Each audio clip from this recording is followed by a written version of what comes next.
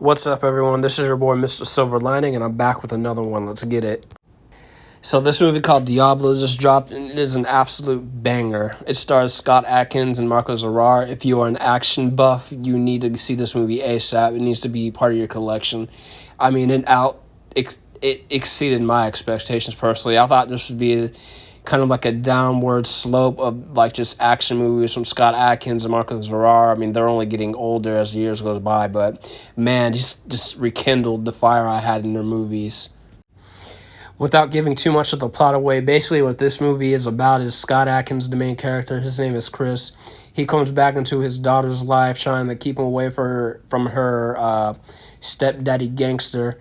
Now, it's not known that Chris was her father the whole time until he says it at one point in the movie, but that's basically what it is. He made a promise, and he, meaning Chris, Scott Adkins' character, he made a promise to that girl's dead mother that he would protect her from harm's way, and that's what this movie is pretty much about. Now, I want to start off with Marko Zaror's character. It's El Cuervo, if I'm saying it right. It's the Crow in Spanish. But his character, he plays like a psychopath, and damn, he barely says anything, but his acting, ironically, was like the best in this movie. His fighting was top-notch. He really should look into playing more roles like that, where he's like a psychopath. I couldn't really imagine him being like a nice superhero, good guy kind of protagonist. I kind of like that. Even in Boyka, I can't remember if it was the third movie or the fourth one, there was a shot of him where he's standing up on top watching the Scott Adkins fight, and he has like a very sinister look. He should stick to roles like that. I mean, that's really his niche, if you want to call it that. Circling back to Scott, his acting in this was good. It wasn't really mid, but it wasn't like above average. I mean, there's like a thing I've noticed in all his movies where it's hard to remember his character name. I just always look at him as Scott Adkins, so no matter what he does, like an Avengement.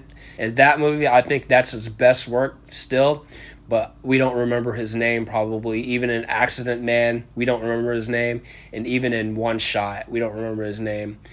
Actually, come to think of it, I think his name was Jake Harris in One Shot and One More Shot, but that's the point.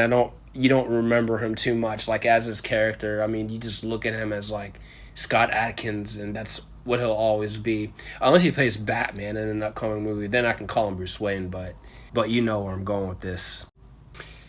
Now, next up, Alanna De La Rossa, if I'm saying her name right, the main little girl in this movie, she killed that role. I mean, they were correct in getting a Spanish girl to play this role. Whoever made the decision to go to Colombia, they nailed it. I mean, I couldn't imagine an American girl playing this role. Like, the accents and the spice in that movie, her sass, her smart-assness, she killed that role. And I've never seen her or heard of her before this movie, but that really just made you feel the movie. If you've ever been to Colombia, it kind of is really like that. It was beautiful. And yeah, she personified Colombia. Yes, I do sound like I'm glazing, but she nailed it. She's that good. I just have to give her props. She really stole the show in this movie. Really, the only ick I had of this movie is Scott Adkins' acting. I mean, he's not known as like a great actor, and his acting wasn't even bad in this movie. It's just his character wasn't like that strong for a lead, but it's just not really even what I'm saying should even be considered a criticism. It was just all the other characters were stronger to me in their role than Scott was himself. But yeah, that's my only ick, I guess, if you can call it that. But yeah, overall the movie looked great. Colombia was the right choice for this. I mean, watching this is like going to Colombia without actually going to Colombia.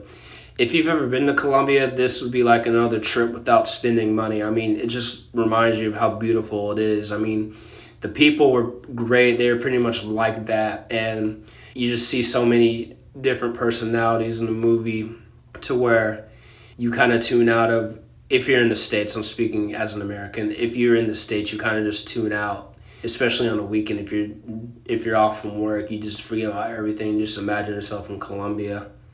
I know I didn't get too much into who the producers were, who the cinematographers were, who the cameramen were, who the stuntmen were, and who the choreographers were, but I want to shout out you guys too. I don't know any of your names, but y'all did a damn good job on this movie. Scott Adkins and Marko Zaror, as they always do, if they can keep this up, they're already solidified legends to me, but they just keep this up, their movies should be in everyone's catalog.